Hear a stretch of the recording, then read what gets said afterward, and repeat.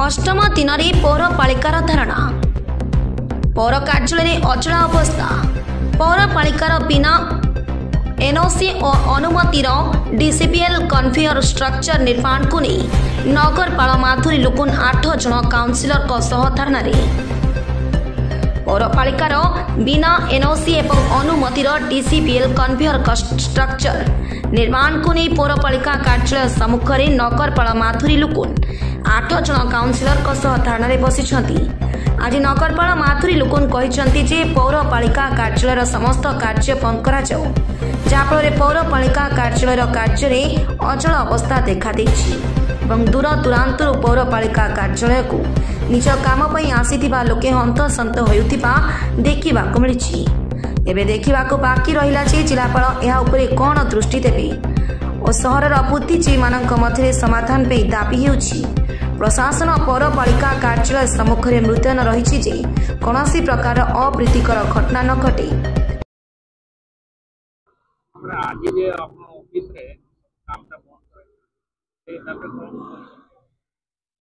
आपण माने देखिथिबे गत 6-7 दिन हेलानी आमे बसिछु।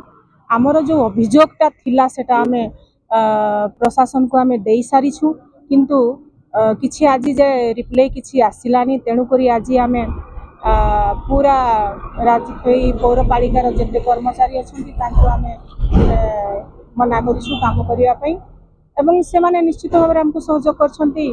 आउ आमे चाहूछु जते पर्यंत आमर जो अभियोग देइछु ता रिप्लाई न आसे सेते पर्यंत आमे बसी। आमर अभियोग देखंतु डीसीबीएल तांकर मनमानी करिछि काउंसिल को एवॉइड करिछि अनेक कथा तार जति कि कागज पत्र म्युनिसिपालिटी को देखाइबो केदा से देखिन अवश्य काली परदिन से सबमिट करिछि। काली लास्ट जोटा थिला सोइल टेस्ट रिपोर्टटा सेटा काली से सबमिट करिछि। आगो को देखिबा सबमिट कले कोन हबो आज्ञा ता आगरु तो स्ट्रक्चरटा से छिड़ा करि सारला तेनु करी हाईकोर्ट निर्देश अनुसार जहाँ भी अच्छी से करू आमे अच्छू से करिथिले तो आज ये डिस्टर्बेंस ही न था ना।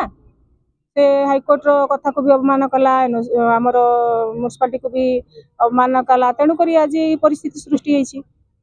बाध्य होइकि हमको धारणा बसैया को पड़ुछि एवं अभियोग जोटा आमे दैछु जे पर्यंत आमर फुलफिल न हुए जहाँ भी आमे लेखिकी दैछु हैला आपण माने देखि देबे आमे लेखिकी दैछु जणा आपण माने जानि जिवे से अभियोगटा जदि फुलफिल न हुए ताहले से पर्यंत आमे बसिबु कोर्ट को जिबु आहुरी। सुंदरगढ़ अब्दुल रजाक खान का रिपोर्ट, IJP न्यूज।